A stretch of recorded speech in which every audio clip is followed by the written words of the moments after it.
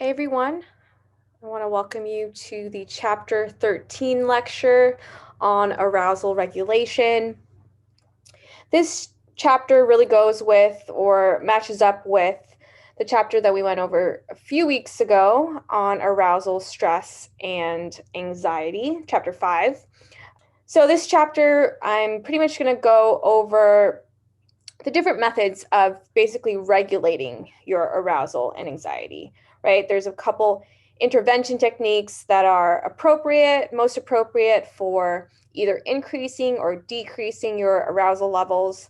We're also going to go over the different styles or categories of coping, which are very important and often used by performers and athletes. So let's start off by again going over why would we want to help regulate arousal levels.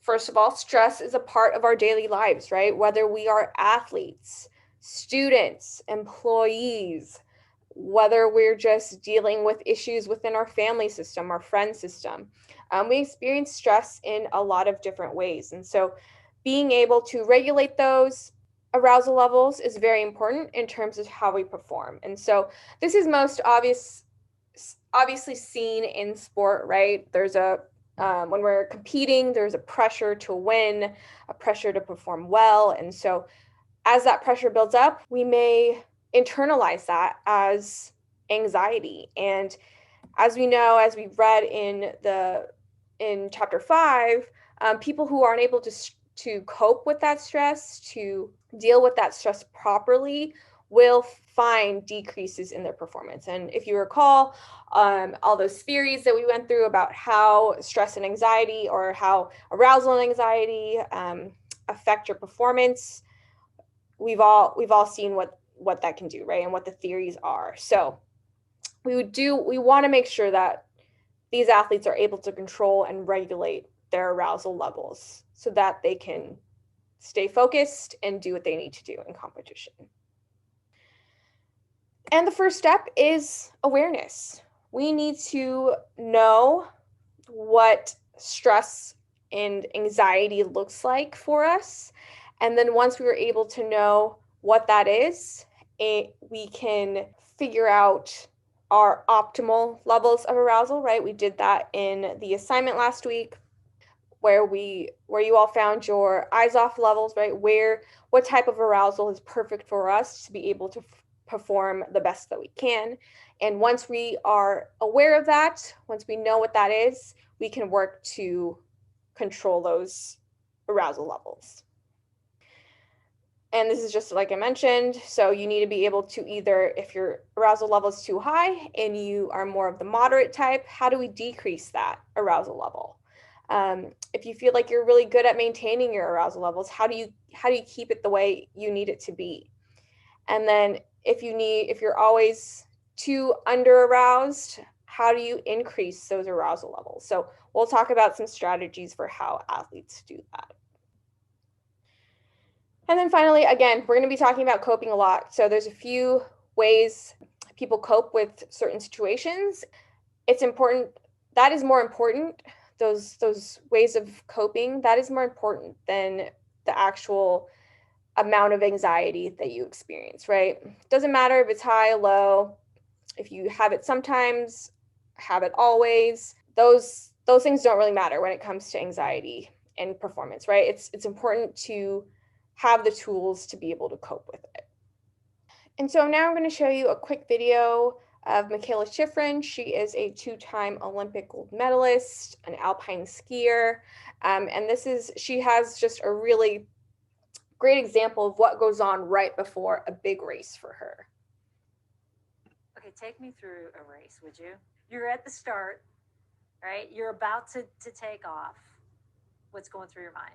At that point, I'm just trying to calm my mind and calm everything down and just breathe. Basically, a minute and a half before I actually start, the athlete in front of me has already gone. They've made their run and just waiting for my turn. And I'm in the starting gate like, that's when thoughts start creeping in again. And it's really important to try to keep your mind quiet, but sometimes you can't. And I'm thinking, oh, I'm going to die. I'm not going to die. It's not that, I do this every day. You're fine. And then, no, I'm really going to die. It looks steep. It looks icy. It looks scary. And like, honestly, you do this every day. Just calm down. And I have like the angel and the devil on my shoulders yelling at each other.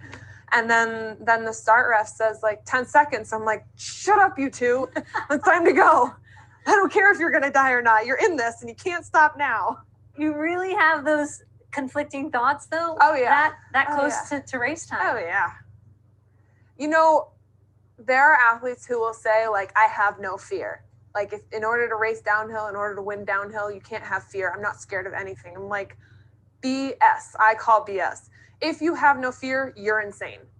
Like, I have fear. And I'm just trying to overcome it every day. I certainly don't want to get injured, but that's a part of the sport, and it's a risk you have to accept. There's a way to combat that fear, but I have it.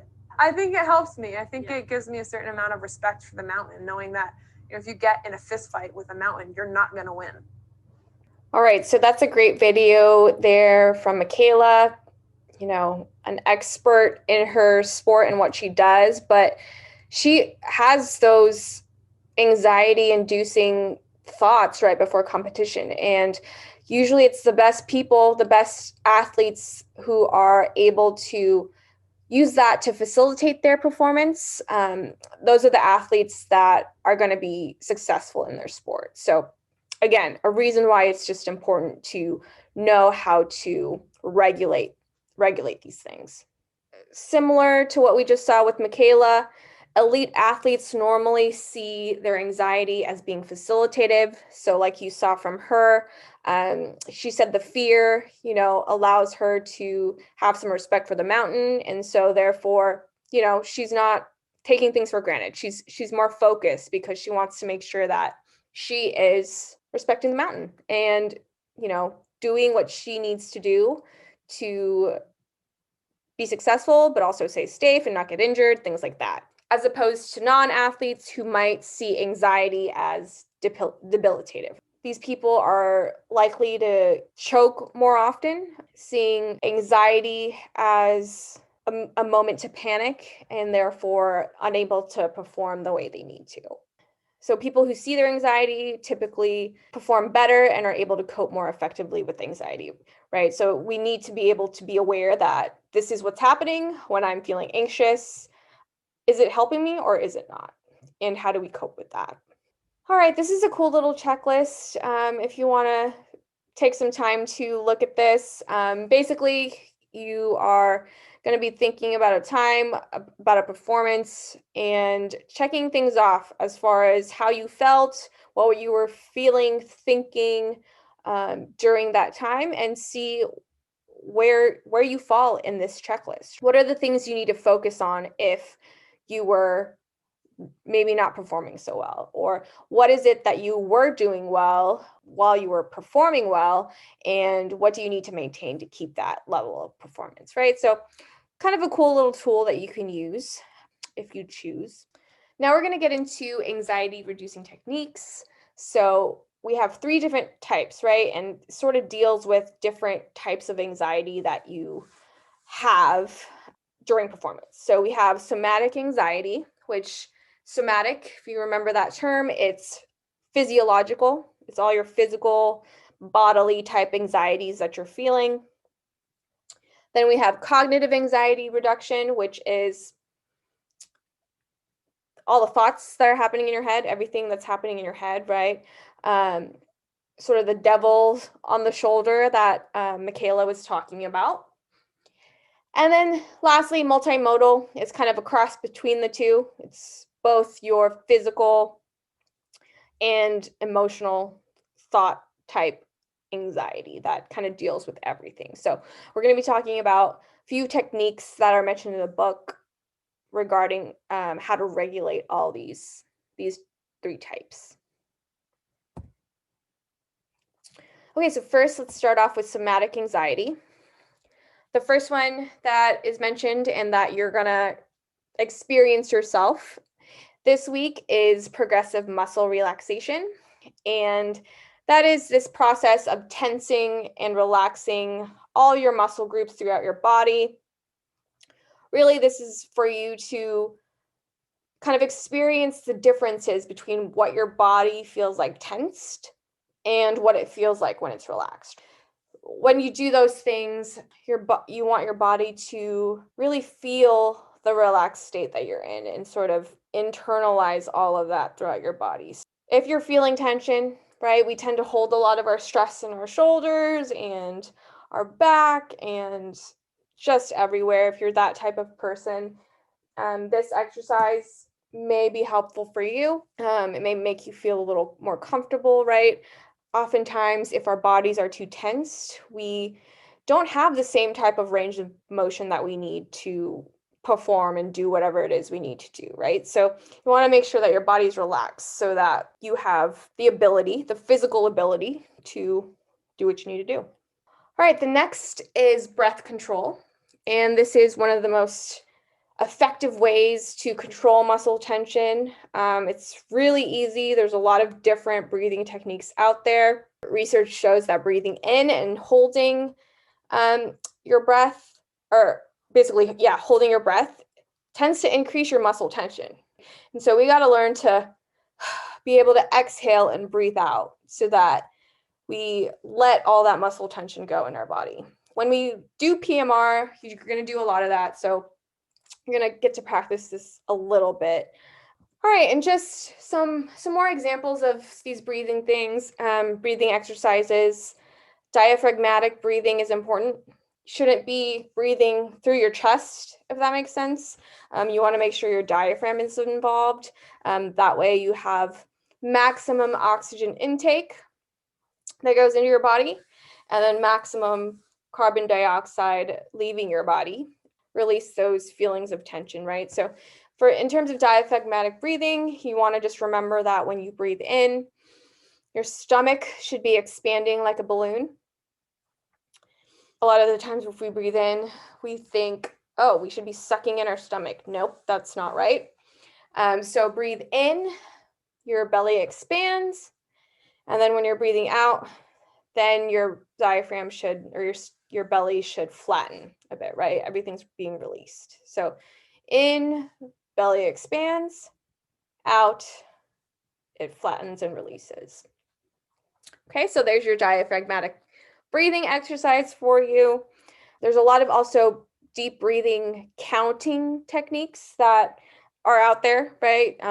One that I like to teach my athletes is box breathing, and it starts with an inhale. So this arrow signifies an inhale. You're going to do that for 4 seconds. So breathe in for 4 seconds, and then you're going to pause, hold your breath for 4 seconds, and then breathe out for 4 seconds, and then pause and hold your breath for 4 seconds before you start that up again, right? So in 4, hold 4, out 4, hold 4, and then you just keep going.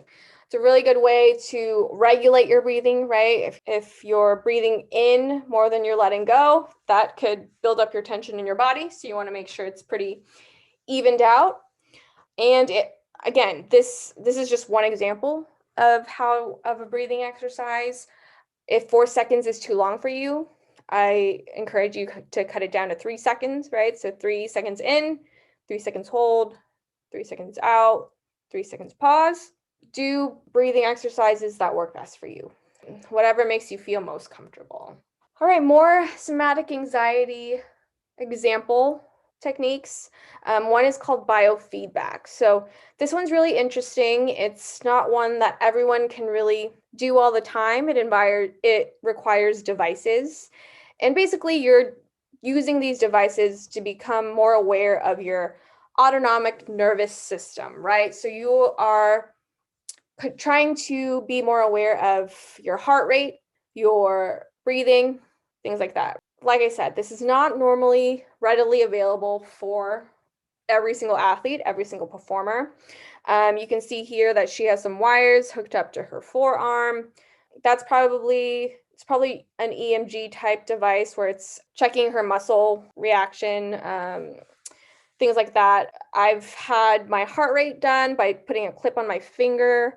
And really, these devices are just to show you what is happening to your body during certain situations. And so when you are aware of what's happening to your body, you are able to come up with ways to regulate it.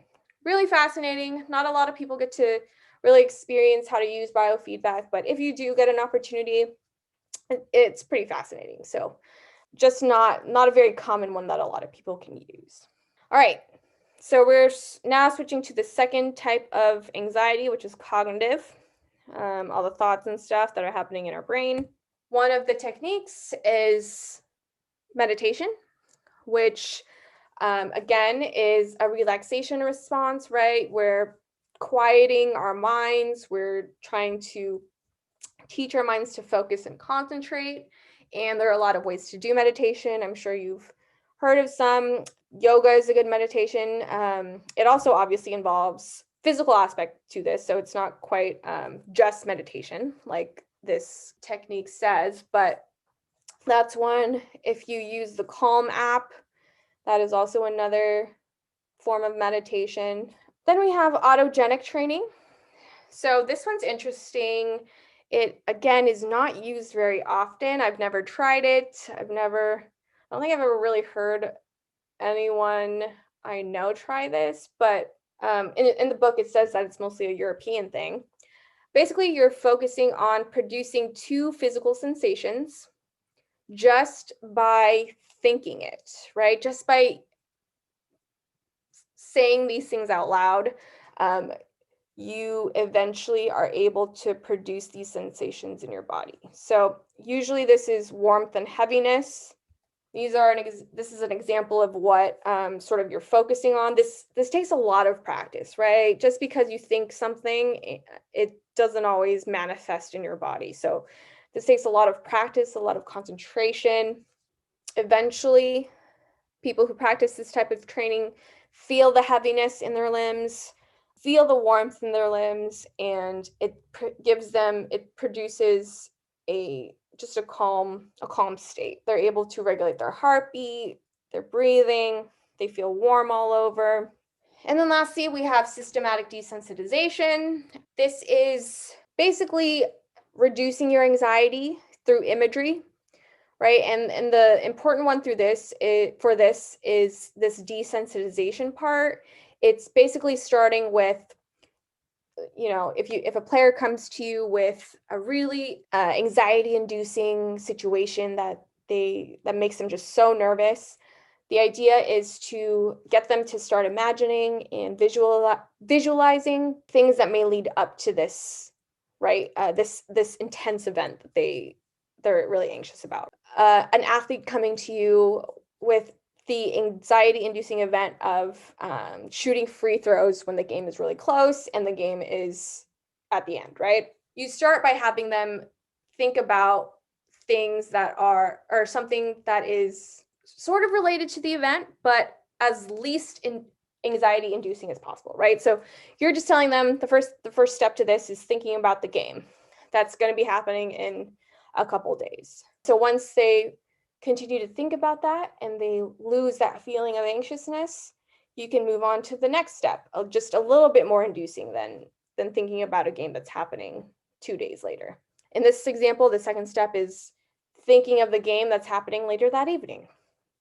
And so once they feel calm about that, you have them think about the next thing. Have them think about them walking towards the arena. When they are less anxious about that, you move on to the next thing. Them in the locker room before the game with their coach talking to them. So you're essentially leading them up to this really intense anxiety-inducing moment, but hopefully by the time they have thought about it a lot and enough that the anxiety lessens or disappears. That's just an example. It's very much a cognitive exercise, so it's just you imagining it. All right, now we get to multimodal anxiety. We have the cognitive affective stress management training. So this essentially teaches a person how to use coping responses to both relax the body and also the emotional cognitive component of anxiety, right? So you're You're trying to reduce everything that's happening. The first technique that we are introducing for this is stress inoculation training. This is where an individual is exposed to and learns how to cope with their stress. Similar to the desensitization, this one is, again, you're slowly exposing someone to the stressful situation that they're going through. Usually it involves first preparing for the stressor. Stress inoculation training has a very specific approach to how you expose your athletes to the stressor, right? It has a lot to do with what you're saying to yourself. So first you prepare for the stressor, right? You're going to imagine what it's going to be like. And so what are you saying to yourself in preparation for the stressor? Next, you're going to develop more productive thoughts about how you're going to control and handle the stressor. So, what are you doing in the moment and what do you need to do in the moment? Third, you're coping with your feelings of being overwhelmed. So, what are you doing in order to cope with those feelings as the stressor is becoming more progressively anxiety inducing? And then lastly, once it's all over, you're going to evaluate your coping efforts, right? So what are you saying to yourself afterwards? SIT involves a lot of self-statements and, again, producing these really productive thoughts, right? You're keeping everything very positive and giving yourself the confidence that you can handle these stressors. In addition to a lot of the cognitive stuff that's happening during this time, you're also practicing relaxing your body, things like that, as you're going through these steps, which that is what makes it multimodal. Next, we have pressure training, and this is often done, we see this a lot with coaches, right, where they are putting their athletes in more and more pressure-inducing situations in practice so that come competition, they have done it before and they feel like they're ready. And so, again, coaches do this a lot. They tend to increase demands of training during practice, right? So a lot of the time, maybe they make the task more difficult, right? If you're playing basketball, maybe you're reducing the shot clock to 5 seconds. It's a 5-second inbound, final play. What does that look like? So again, changing those different tasks to make it more stressful. Maybe you are changing the environment to make it more stressful, right?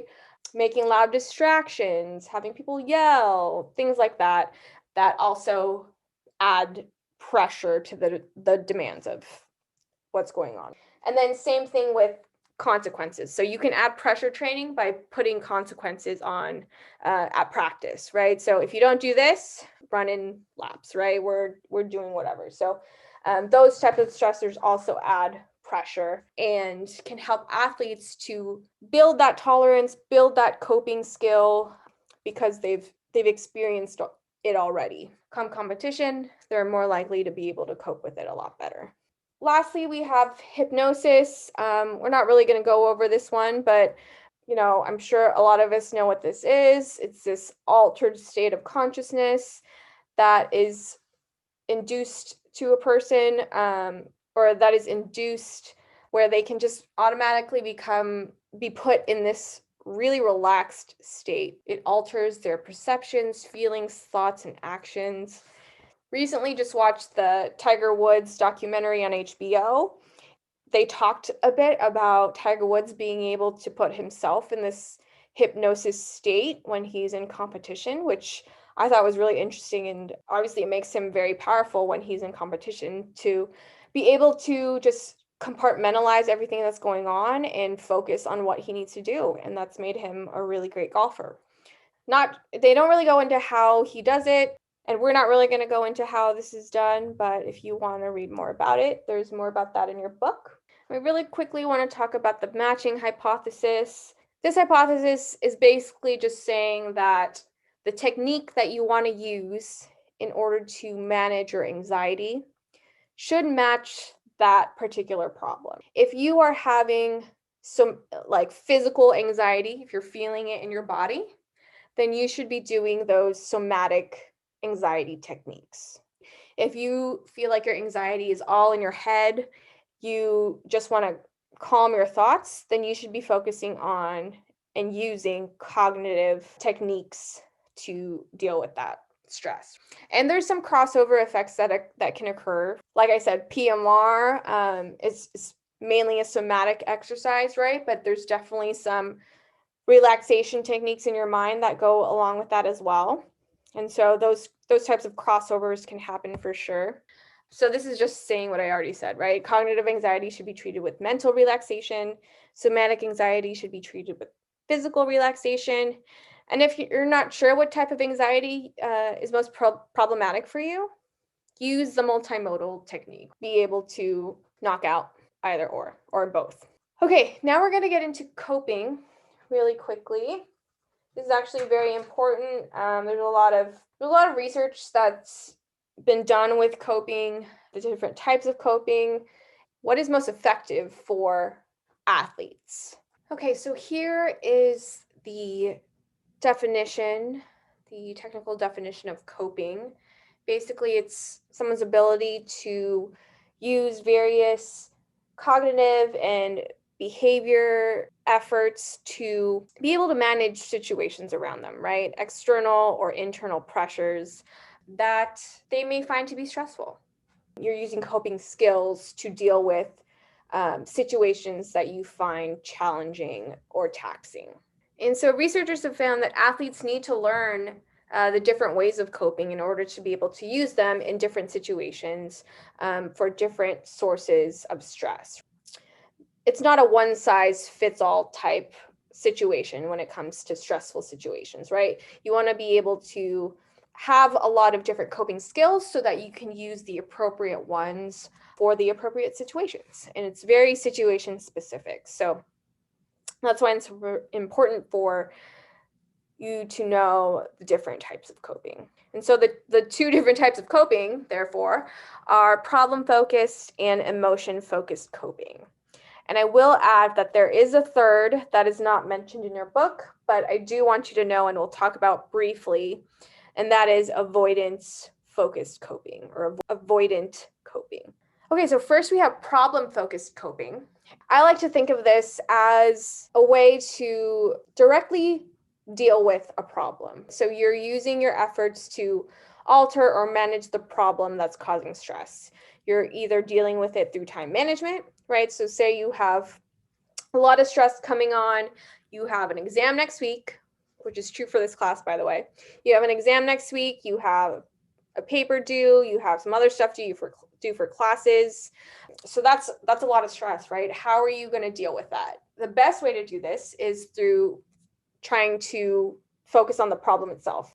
Set up a calendar and do some time management and make sure that I give enough time to everything that I need to do. You use problem-focused coping when the stressful situations can be changed. If it's something you feel that is in your control, that's when you would likely use problem-focused coping. Emotion-focused coping, on the other hand, is usually done when you usually can't change the problem that's happening. Then the way you deal with it, you're regulating your emotional responses to the problem that's causing you the stress. You're practicing some relaxation techniques, you're practicing meditation, things like that, right? So an example where you might use emotion-focused coping would be maybe if you're an athlete and unfortunately you get sick, and for many athletes this has happened, you get flagged for contact tracing for COVID-19, or you get COVID-19, something that's sort of out of your control and you just kind of have to deal with, right? There's no changing the situation that's happening. You have to follow the rules. And so how you deal with that is you regulate your emotions, right? There's a lot of emotions that go with that, like being unable to compete with your team, to just sort of accept the situation and focus on your own responses to it. So there's the difference between the two there. And then, as I mentioned, the last one, the third one that I want you to know is avoidance-focused coping, also known as avoidant coping, avoidance behaviors, and escape coping. And it's very easy to remember what this is. It's not the preferred way of coping, right? But people tend to do this. And it's basically people who change their behavior just to avoid thinking about, feeling, or dealing with these types of stressors. It usually involves trying to avoid stressors rather than dealing with them. Some of the more extreme ways of avoidance coping is drinking alcohol when something stressful comes along, wanting to forget about it. So you drink alcohol, do drugs. Those are kind of extreme forms of avoidance coping. You have a disagreement with a coach or a teammate or something like that, then avoidance coping would look like you walking away, right? Or running away, not dealing with it. Again, nothing's really being solved here. You're just trying to escape from the situation. So this is one type of coping that we try not to, we don't want athletes learning and using very often. All right, so here's just a list of coping techniques used by athletes. Oops. As you can see, there's a lot of cognitive stuff here, some thinking, blocking distractions. Social support is a very powerful coping technique, right? So being able to talk about situations with someone, very important. Time management, problem-focused coping. So there we have the common techniques used by athletes. Here's some on-site relaxation tips that are listed in your book, right? These are pretty easy ones that we can all remember and practice in our own lives, right? So smiling, kind of faking it till you make it when you feel tension coming on. Having fun, slowing down, taking your time, being present. So practicing mindfulness and being present in the situation. It can be really powerful when you can get your athletes to just focus on what they need to do and not think about, the consequences that are coming later or after. It's just focus on the present and what they need to do now. If you can get an athlete to just stay in the moment, not judge, their performance, not judge themselves in that moment, to play freely, then that definitely helps to make someone feel less stressed, because you're not focused on the consequences of mistakes that might happen, even if it's good or bad. So staying focused in the present can be very powerful. And then coming prepared with a good game plan. So pre-competition workouts and plans can get you physically in the right place, right? But also psychologically in the right place. You're feeling confident. So feeling good about the plan you have going into competition can also help with relaxation. All right, and then on the opposite end of that, how do you increase arousal when you need it, right? Maybe you're too relaxed. These days, they're playing without, and a lot of you are playing without a lot of fans in the stands. Maybe there's no fans at all, less fans, whatever it is, but a lot of the times that silence during game time that you're not used to can be detrimental to your performance, right? Because maybe you feed off of the crowd and that is what gets your arousal going. But if there's no crowd, your arousal levels are likely to be a lot lower. So what are you doing to get yourself hyped for competition, right? You need to act energized. Hopefully your team is helping you, pump each other up, using mood words and positive statements, yelling, shouting, listening to music before competition, playing music prior to competition, right? Making it loud in the gym, just acting energized and getting your breathing rate to increase. That could help to increase your arousal for the competition. And yeah, completing a pre-competition workout as well. So getting your blood flowing before competition can also help. All right, that is it for today. Thank you all for joining me. I will see you all in the next video.